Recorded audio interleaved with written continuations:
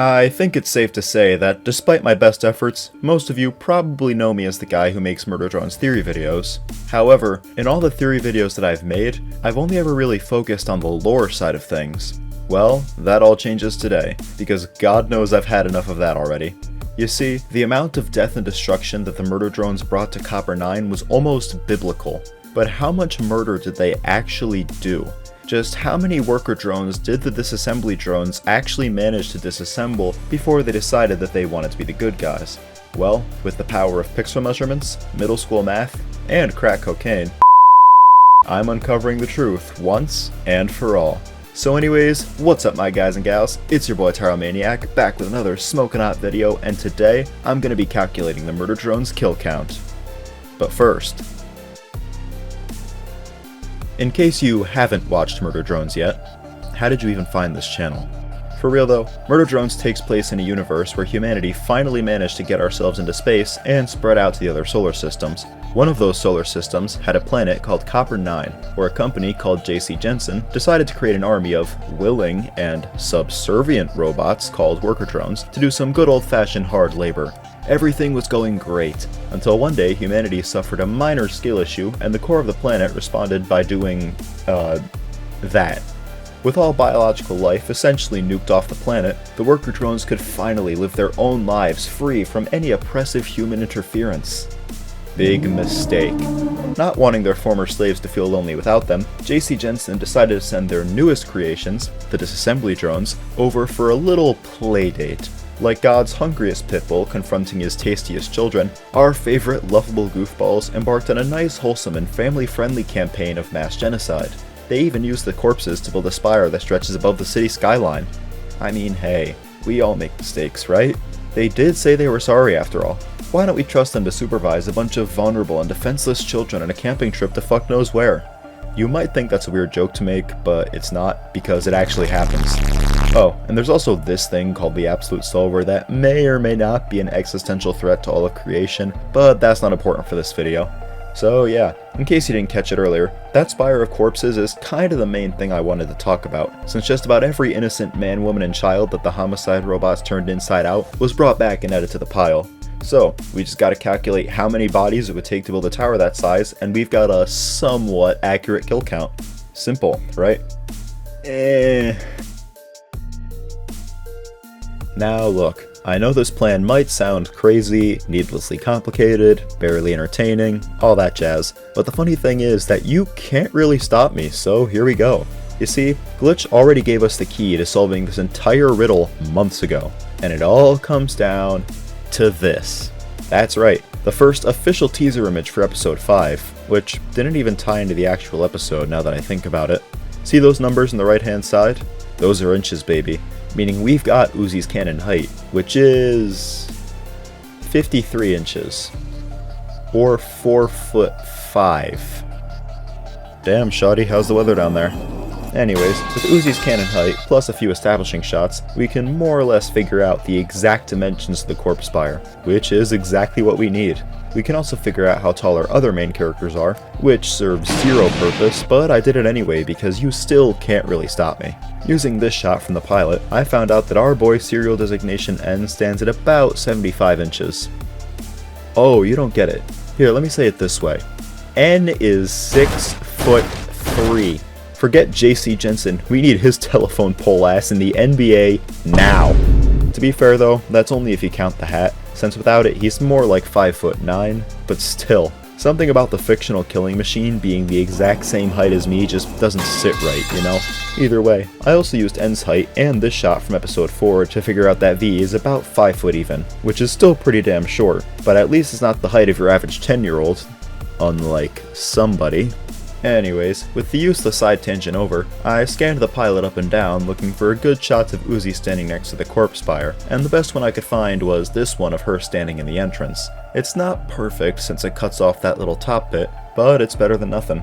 So, with Uzi as our ruler, and the power of making lines in Google Drawings, I figured out that the entrance is about 22.6 feet tall, or 6.9 meters for all my non-American, aka wrong, viewers. All we need now is a good establishing shot that shows the full height of the spire, and imagine my shock when there isn't one. Nothing can ever be easy for me, can it? Well, the next best thing I could find was a title card in the pilot that pans up from the very bottom to the very top, so it'll have to do. Basically, I took 2 screenshots to get the entire thing, decided on using this specific bend as a measuring point, and called it a day. With the entrance as our ruler, I found out that the distance from the base to the bend in the first screenshot is about 112 feet, and the distance from the bend to the top in the second screenshot is about another 77 feet. Slapping those 2 numbers together, we get that the entire spire stands at about 189 feet, or 58 meters. If you want to know what that translates to in the real world, the closest thing I could find was the Leaning Tower of Pisa, which stands at about 186 feet, or 57 meters on its taller side. I was also going to mention the Carrier Dome, 165 feet for anyone wondering, but that was just the upstate New Yorker in me trying to break free of its prison. To get the radius, which I definitely didn't almost forget about, we need a clear shot of the spire's base, which for some reason was harder to find than a finished Liam Vickers project. Just like Liam hides from the possibility of giving one of his series an ending, the spire's base was almost always hiding behind a wall of fog or the damn ground. To protect whatever sanity I had left, I ended up using this shot from the pilot and just measuring at the lowest point I could see.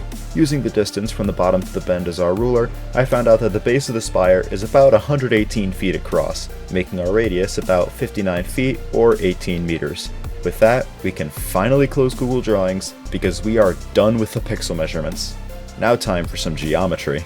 If we assume that the 15-story tall pile of corpses is a perfect cone, just give me this one, I need something to be easy, then we can use this equation that you don't really care about to calculate the surface area. Plug in the numbers we just wasted brain cells trying to find, and our answer comes out to about 36.6 thousand square feet of freshly mauled robotic corpses wrapped around that dropship.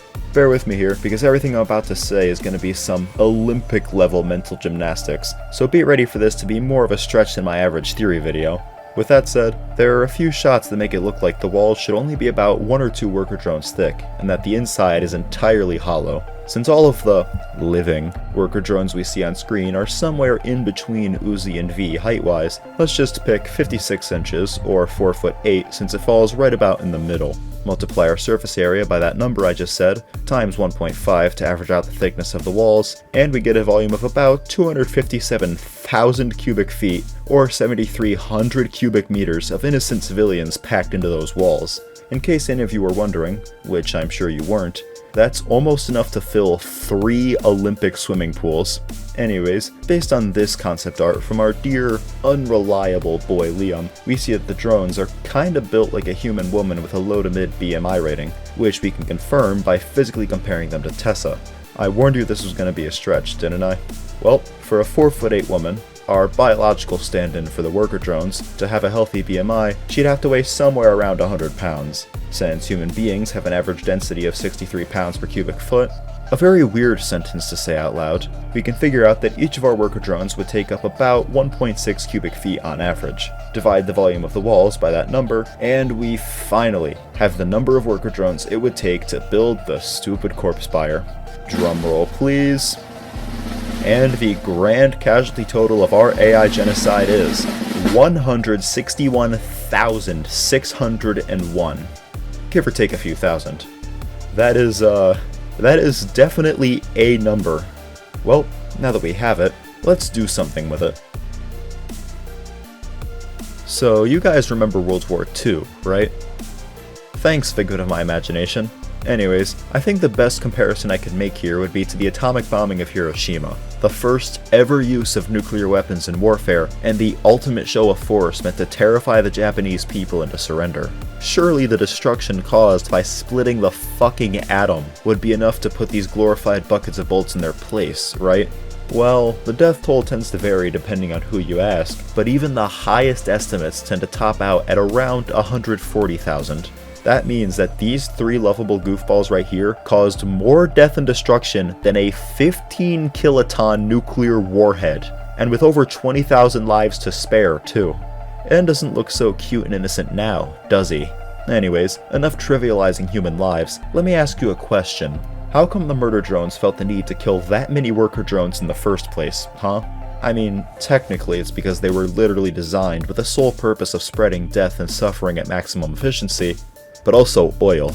The worker drones have it inside them, and the murder drones need it so they don't overheat and die. Since oil is basically blood for these guys, let's say that the amount of oil flowing through your average drone is about the same as the amount of blood flowing through your average person. A 4'8", 100-pound woman, again, our stand-in for the worker drones, would have about 92 fluid ounces of blood running through her veins at any given moment. Don't ask how I got that number.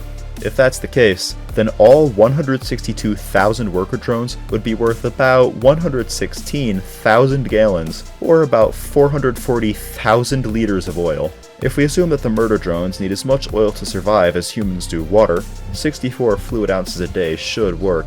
Then N, V, and J could survive with the drones they've already killed for roughly, 77,434 days. That's 213 years. In case that number doesn't mean anything to you, 213 years ago on Earth, we had Napoleon running around Europe as the Emperor of France. The murder drones could live off their corpse fire long enough to see the War of 1812 and the War on Terror in the same lifetime. I mean, technically not, since motor oil expires after about 5 years, but that's still a bit overkill if you ask me. Anyways, now that that's over with, let's wrap things up. So there we have it, the final and definitive answer to the question that not a singular soul had ever bothered to ask. I don't even really know what you do with this information, but I'm sure it's useful to somebody. Either way, I had to make a lot of weird assumptions and a whole ass spreadsheet to get the answer that I got, so keep in mind that it's probably more ballparked than a baseball diamond. That said, this was all mostly for fun, so it shouldn't be too big of a deal if I got a few things wrong. But anyways, that's it for this video, so remember to light up that like button, smoke that subscribe button, drop a big old comment, check out some of the videos on the left, and I will see you guys in the next video.